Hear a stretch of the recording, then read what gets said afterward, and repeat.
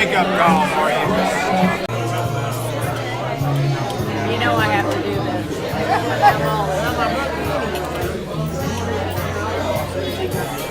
Are you going to put all of us on Facebook? I am. Hey, take this video. Who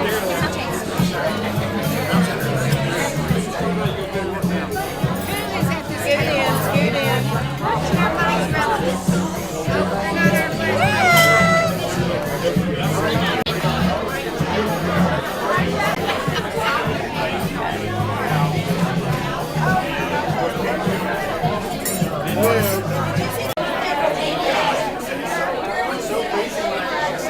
Smile, we're having fun, right? Take a video. There she is.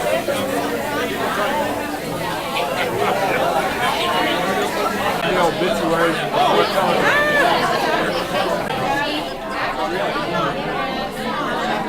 They're together, so they can get Look at these good-looking guys. Okay, here we go. Filming it.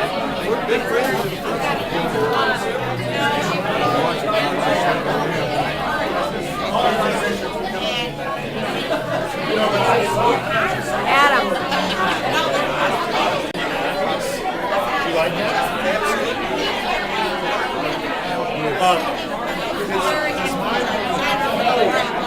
You know, I don't have hers because I owe her.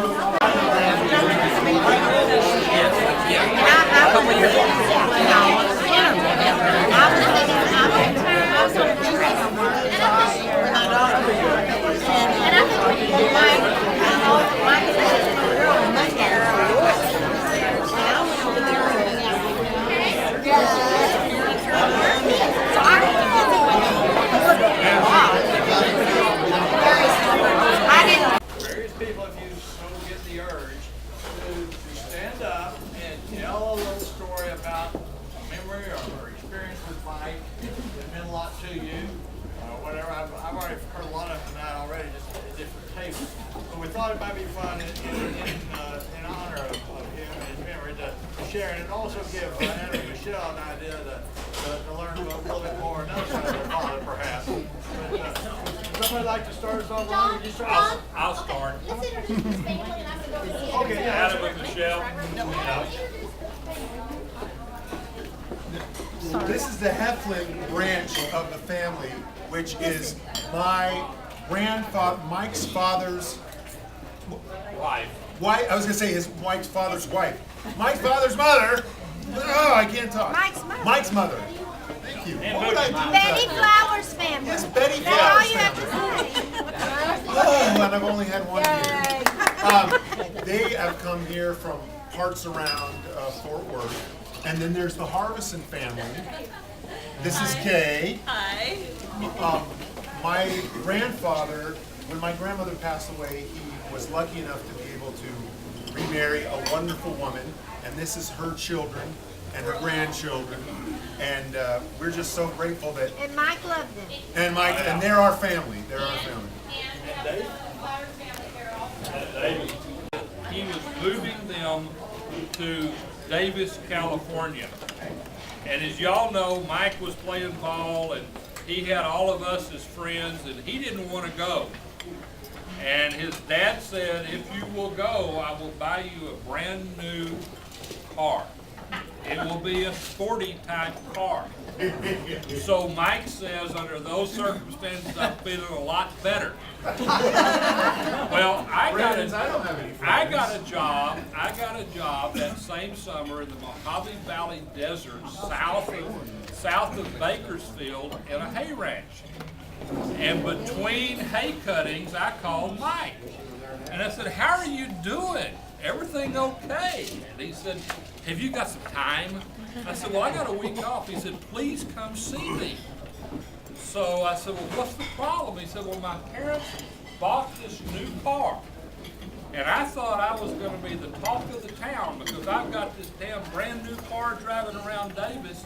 Did you know that Davis was the bicycle capital of America? And not a single kid kid I have met yet has a freaking car. It was a barracuda. It was a Plymouth Barracuda Gold. And so I rode a bus up there, and here are the two 17-year-old kids. And the subsequent part of that story is, and Dave, I don't know if this is your dad or not, but one of Mike's uncles had a home in San Rafael, right across the Bay Bridge from San Francisco, and he was in Texas and gave Mike the key to the apartment. So for 1 week, Mike and I spent the nights in San Francisco and slept during the day in San Rafael to get ready to go back for the next night in San Francisco at age 17. Do you remember the popular dance in 1964 that we all participated in and remembered, called the swim? Yeah. Every club on Market Street in San Francisco had a television camera beaming out to the street so you could watch the dancers. And Mr. Flowers and I had a wonderful educational week. And Adam and Michelle, that's my greatest memory of the most fun time, other than the time that Dave Anders and Mike Flowers and I got caught skinny dipping. Were you the one that he carried on his back?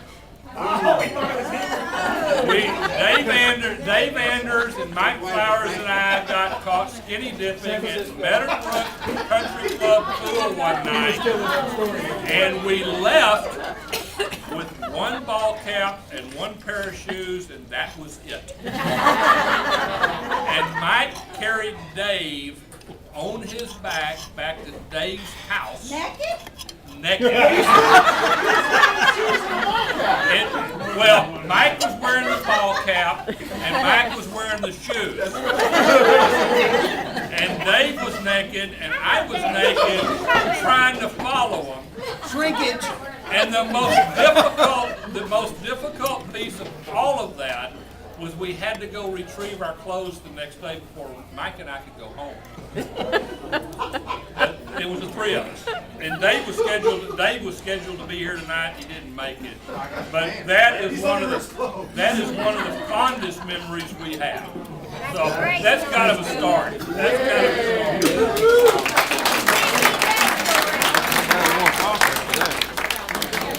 Let me ask Adam and Michelle, if you think your dad is impressed with his party tonight?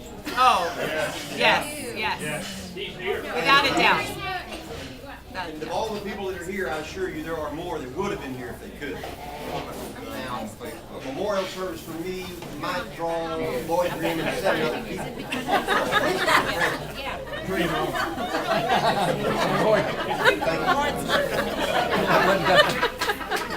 Anyway, this is so obvious, but you two sure got lucky when you got Mike Flowers for a dad. But let me remind you that there are people here who loved him longer than you did. And I know that Mike didn't want a traditional memorial service. Rather, he wanted his friends to come together and have fellowship and have an enchilada and remembering that one.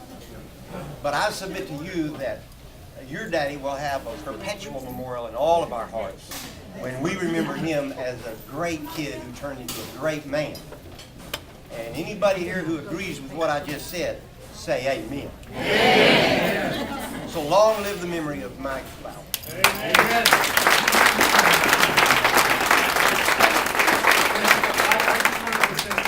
I've got a call about. Had us all sing one song in music class. Gotcha.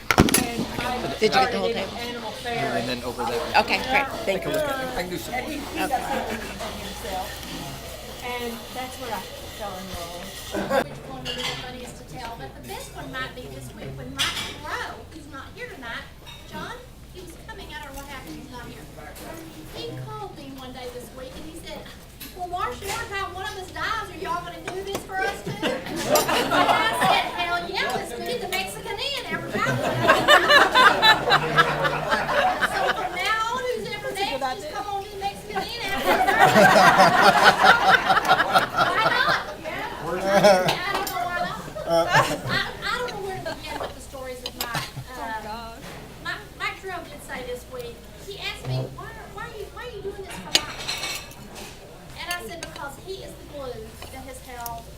so many of us together. Mike moved away his junior year in high school, right after our junior year, right, Dad? And I always felt like, and I used to tell Larry all the time, Mike never got his cup full. He kind of left at a time in his life where it was such an important time in our lives. And he got pulled away for whatever wonderful reason to go have two fabulous children. But he left at a time, and it was like he was constantly wanting to refill that void that he might have lost that senior year in high school. Because he was the class president, the class favorite, the class, all that. And it had been for all our lives. And so Mike Terrell asked me this week, why are you doing this for him? And it has really made me stop and think. Mike kept this pot stirred. He kept us together. Even long before he got ill and did Caring Bridge. And for those of you that didn't do Caring Bridge with him, I guess you can still go on. And I've also put everything in the book. I put it like in a single Microsoft Word document. If anybody wants to get it, I can email it to them. If you didn't do Caring Bridge with Mike, then you don't know what we're talking about. But when Mike was given a death sentence, that life was numbered for him, he stopped to smell the roses. And small, precious things in life became very important to him.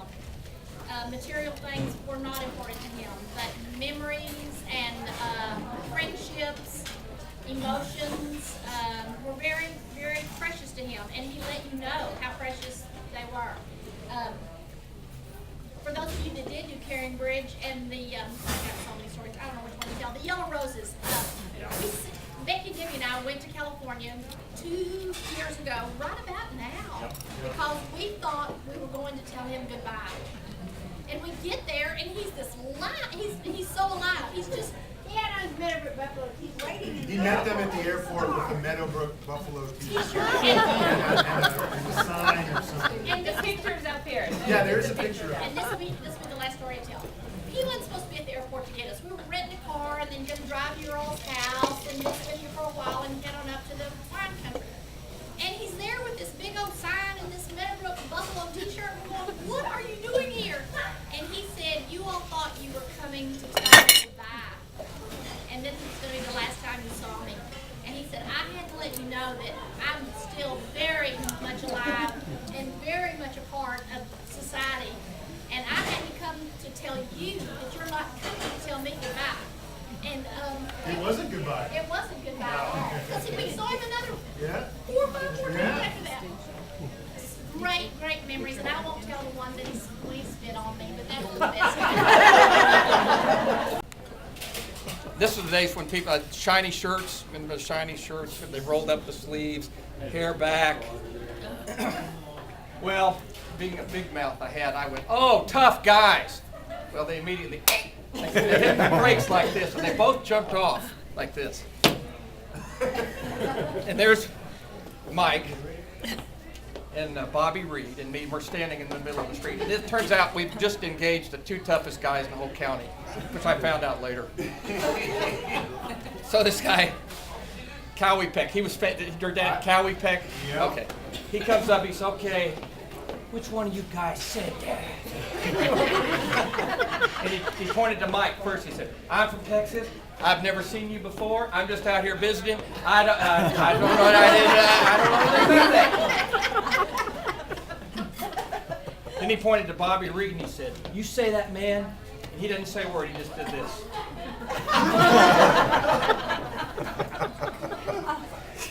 So this guy grabs me, he lifts me, I'm on my tippy toes, and he said, did you say that, man? I said, yes, but I sure am sorry.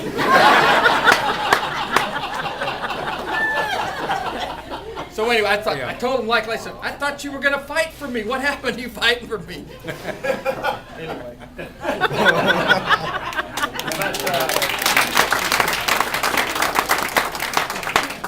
We had a number of, I'll tell you an Uncle Bill and Mike's story, and then I'll stop, because it really kind of captured the spirit of the family. One of the first, and this is for a hangout for a lot of you all, and this was always an exciting place for me. Mike would fix me up with dates with girls. I got rejected by a good number of them, but I had fun for the most part. The final one I didn't get rejected by. But, first night we decided we're going down to the Gateway Theater. And we went to the Gateway, and I don't guess I'd ever been in the Gateway, but it was an amazing thing on a Friday night. All the things that were being thrown. All the kids running up and down, and we were watching Jailhouse Rock. And there were things flying. We saw the movie, and finally, when the movie was over, everybody kind of streamed out of the movie theater on the curb in the street talking. And I looked up, and there's one of the maddest-looking young guys. I can't remember his name. He was one of your classmates, older, coming through the crowd. And I guess my eyes got real big. I thought, I'd never seen him before in my life. And he's pushing people out of the way. And I thought he's coming for me. And he pushed me out of the way. And actually, he proceeded to hit, you remember Randy Blake? One of the, I guess, a really sweet guy. Talking about Leonard Allen. Leonard Allen. Yes. Were you there? I was there. Okay. Okay. You remember what happened? Well, he started hitting Randy. Randy wouldn't fight back. And Randy wouldn't fight back. So we went home, and Uncle Bill was home. And we said, you wouldn't guess what happened. Leonard Allen came through the crowd, and he jumped on Randy Blake. And Randy Blake has braces, and he's hitting him in the...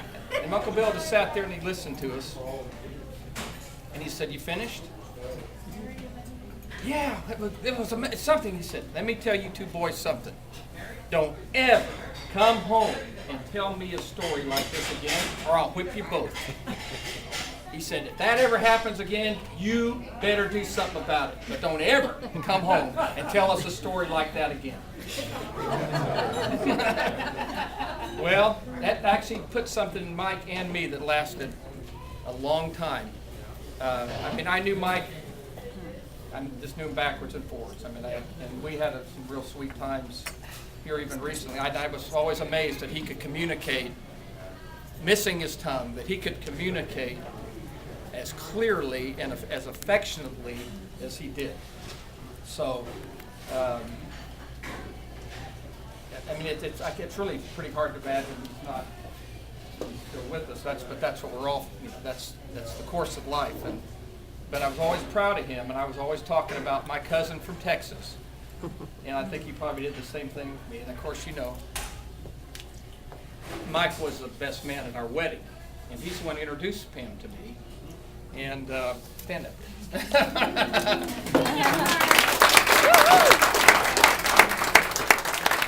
44 years.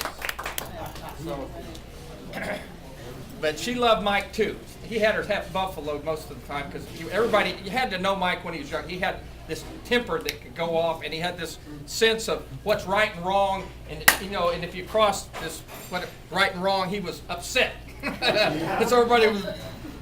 But we loved it, and we, you know, and of course, time has a way of smoothing out the rough edges, and ironically, when he moved to California in '64, I came here to go to SMU. I thought we'd be, he'd be around, we'd be together for that whole time, and that didn't work out that way. He became a Californianized, and here I am. This is a real switch. Here we are now in Texas, back in Texas 31 years. But he made many friends, and I've gotten to know some of you because of him. And I knew all your stories too, by the way. So, and he had good stories. And we'd sit in bed at Christmas, you know, and he'd bring me up to date about everybody, you know. And Aunt Betty always had everybody's photographs on her refrigerator door. So I'd be going through and looking at all the girls and the guys. And he had a great group, I mean, really a phenomenal group of athletes. You know, the boys, he had some phenomenal athletes and some good, great looking girls. And it was always a thrill for me to come home and have time with him. And I still remember the nights when we were, you know, it's 2 o'clock in the morning and we're crawling down the hallway to take a peek at our Christmas presents. And Uncle Bill's voice coming out, "You boys get back in bed!" He frequently needed to go sit on the toilet. Sure. seek me out because he wanted somebody to talk to while he was eating. So I remember standing there on that seat, thinking, God, I hope nobody comes in here. That was my most dubious moment in life. So I'm laughing for a lot of reasons because I have visions of that and my son Evan, who is, I mean, he and my dad were like this. They were super close. He insists on having someone in the bathroom. And I always wondered why my dad was so patient with him. So thank you for sharing that.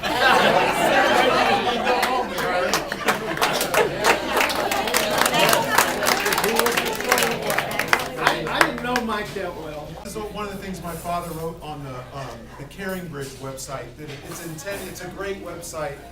It enables families that are dealing with an illness to update friends and family on the progress of how their loved one's doing. Because you know, when you know someone that's not doing well, but you don't want to be calling them all the time, and are you okay? And this is a way for people to find out. Well, when my father got on the other side of the tongue cancer, he started writing little notes saying, you know, I'm doing a little better, and it kind of became this Saturday tradition where we all started to look forward every Saturday morning. We were going to get a little note from Mike, and he wrote a lot of notes, and it's pretty amazing because we have this record of things that he'd said, and Debbie was wonderful enough to take a bunch of these quotes and put them on these cards, and I'll read this one. It's a good one, by the way. Yeah, that's very good. May you all be blessed with the companionship of friends and family as we take time out of busy lives to be thankful for the blessings that we do have. They take many forms, but the most significant ones cannot be purchased with that MasterCard, no matter what that commercial says. The most priceless things are not things at all. They are people, memories, feelings, connections that we have with one another, and they are truly priceless. And that wasn't just a line with my father. He meant that to the core of his being. And you all know that because you saw it in his eyes and you saw it in his actions. He was something more than a great man, he was a good man. Well, evidently Ronnie saw it a little better than we did. Boy, somebody saw a lot of it. Well, me and Debbie Maddox.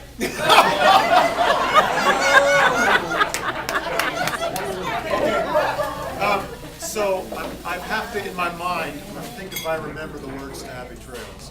Happy Trails to you. Starts with Catwalk Trail.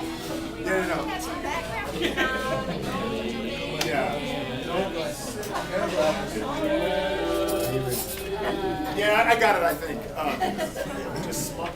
It gets hazy there towards. Don't you have it on your phone? Because you said I thought I did. You know what? Maybe I do have the words to that song going on. Yeah, I'd like that. Sing that one. Sorry, sing that one. And Yeah. then we can sing it. We can fake it through. The Going Home song is a song that my dad loved, and we actually, I like how I say that, Adam sang, when at my dad's burial, and it's a beautiful song.